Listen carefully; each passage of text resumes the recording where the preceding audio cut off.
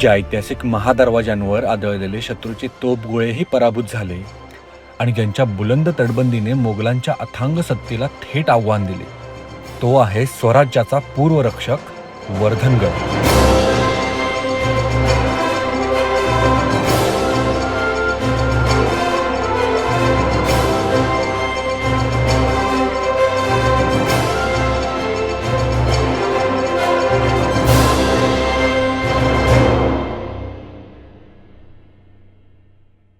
नमस्कार मंडळी, नवीन व्हिडिओमध्ये तुमचं पुन्हा एकदा स्वागत आहे. आज आपण पुन्हा एकदा निघालो एक किल्ला पाहण्यासाठी ज्याचं नाव आहे वर्धनगड. हा सुद्धा किल्ला महादेव डोंगर रांगेच्या एका उपरांगेवरती आहे. या किल्ल्याला आपण आधीही भेट दिली होती, पण ती मॉन्सूनमध्ये दिली होती. आज आपण चाललो आहोत उन्हाळ्यामध्ये, तेही आपल्या ड्रोनाचारच्या नजरेतून तो किल्ला पाहणार आहोत. मागच्या वेळी आपल्याकडे तो नव्हता, त्याच्यामुळे इत्यंभूत माहिती या किल्ल्याची आजही आपण घेणार आहोत. So let's go. आजच्या या छोटेखानी ट्रेकमध्ये माझ्यासोबत विदित तर होताच, पण सोबतीला आमचा सत्याभाई सुद्धा होता. चंचळ इथे वर्धनगड गाव हे साधारण 18 किलोमीटरचं अंतर आम्ही गप्पा मारत जुन्या आठवणी काढत कधी पार केलं हे आम्हाला कळलं नाही.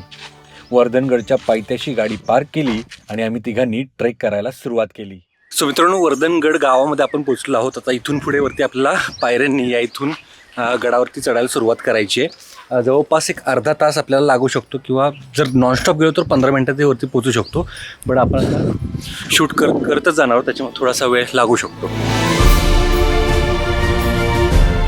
सह्याद्रीच्या कुशीत आकाशाला गवस निघालत उभा असलेला, ज्याची पायाभरणी स्वतः छत्रपती शिवाजी महाराजांच्या अमोघ दूरदृष्टीने केली होती. शतकांचा काळ लोटला, पिढ्या बदलल्या, पण या गडाचा रुबाब आणि इथल्या मातीचा स्वाभिमान आजही तितकाच अढळ आहे. सत्या, नमलास काय? थोडासा सारखा ट्रेक करत नाहीस ना तू? करायला पाहिजे गड. आता सातारचा गडी तू.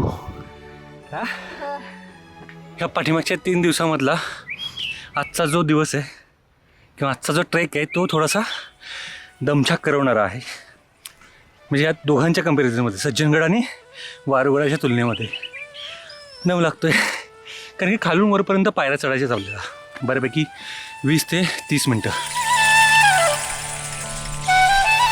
गडाची वाट तशी सोपी आहे, पण पायऱ्या चढून जेव्हा आम्ही गडाच्या पहिल्या मुख्य प्रवेशद्वारापाशी पोहोचलो तेव्हा आमची पावलं तिथेच खेळली. छत्रपतींच्या दुर्गविज्ञानाचा एक अद्भुत नमुना असलेली ही गोमुखी रचना. शत्रूला बाहेरून हा दरवाजा कधीच सरळ दिसत नसे.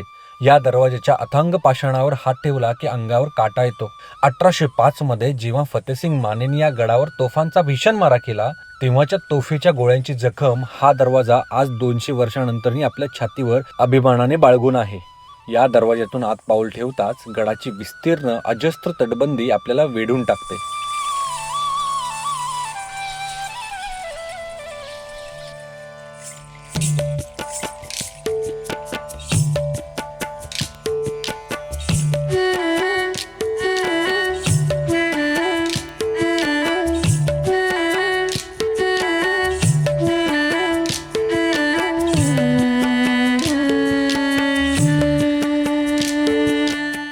मिनिटांमध्ये आपण आता गडावरती प्रवेश केलेला आहे.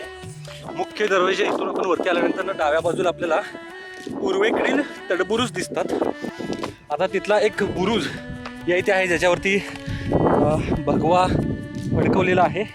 आणि याच बाजूला खाली आपल्याला जे दिसते ते आहे वर्धनगड गाव. हे आहे ते वर्धनगड गाव. तिकडे जे दिसते ते आहे पुसेगाव.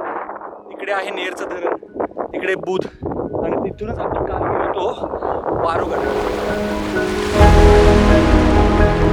तिथून दिसणारा खटाव आणि कोरेगाव परिसराचा तो विहंगम नजारा डोळ्यात साठवताना काळाचं चक्र थेट 350 वर्ष मागे फिरलं.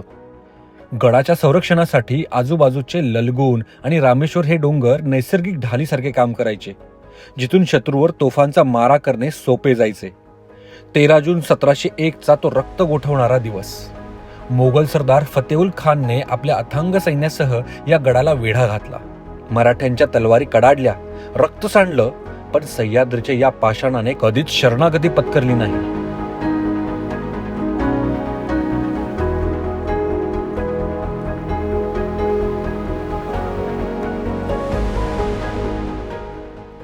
गडावर प्रवेश केल्या पहिलं मंदिर जे आपल्याला दिसतं ते म्हणजे हे शंभू महादेवाचं. खरं तर आत्ता हे मंदिर आपल्याला चांगल्या स्थितीमध्ये दिसतंय, कारण की मला असं वाटतं याचा जीर्णोद्धार झालेला आहे. पाठीमागच्या वेळी ज्यावेळी मी आलो होतो तर पूर्णपणे पडझड झाली होती, वरचा भाग पूर्णपणे आपल्याला ओपन दिसत होता. सो ही खूप चांगली गोष्ट.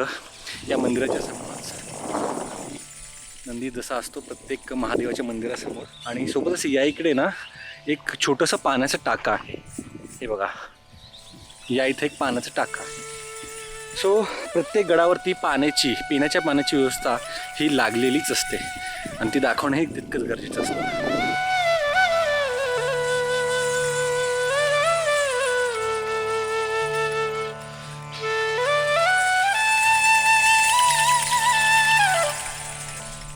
वर्ष 1673.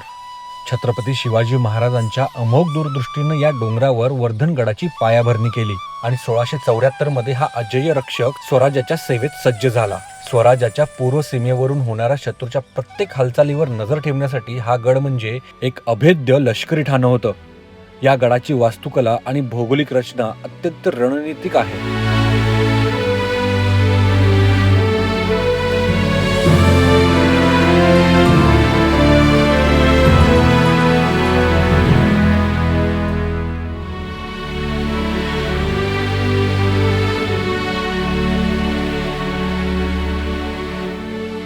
बाले किल्ल्यावरून जेव्हा आपण खाली पसरलेला हा अथांग प्रदेश पाहतो तेव्हा जाणवते की हा केवळ एक दगडी किल्ला नाही, हा मैलोन मैल पसरलेल्या मैदानावरील शत्रूच्या हालचाली टिपणारा स्वराज्याचा तिसरा डोळाच होता. अशा या पवित्र आणि जाज्वल्य इतिहासाची साक्ष देणाऱ्या वर्धनगडाचा हा प्रवास आमच्या मनात कायमचा कोरला जाईल.